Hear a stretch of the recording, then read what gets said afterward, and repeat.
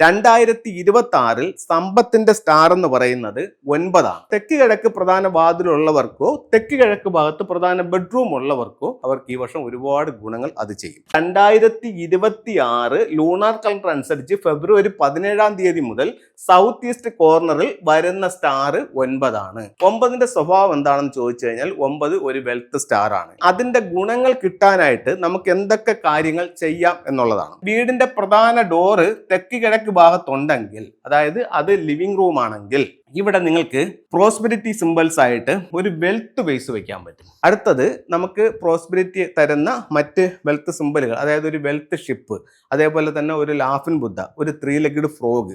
അപ്പോൾ ഇത്തരത്തിലുള്ള വെൽത്തുമായിട്ട് ബന്ധപ്പെട്ടിട്ടുള്ള ചൈനീസ് കോയിൻസ്, സിട്രിന്റെ സ്റ്റോൺസ്, അതുപോലെ തന്നെ ക്ലസ്റ്റേഴ്സ്, അപ്പോൾ ഇത്തരം സാധനങ്ങൾ ആ ഒരു ഡയറക്ഷനിൽ വെക്കുകയാണെങ്കിൽ നമുക്ക് സാമ്പത്തികമായിട്ട് അഭിവൃദ്ധിപ്പെടാനായിട്ട് നല്ലൊരു ടൂളായിട്ട് ഫെങ്ഷുയിൽ തന്നെ കണക്കാക്കുന്നുണ്ട്.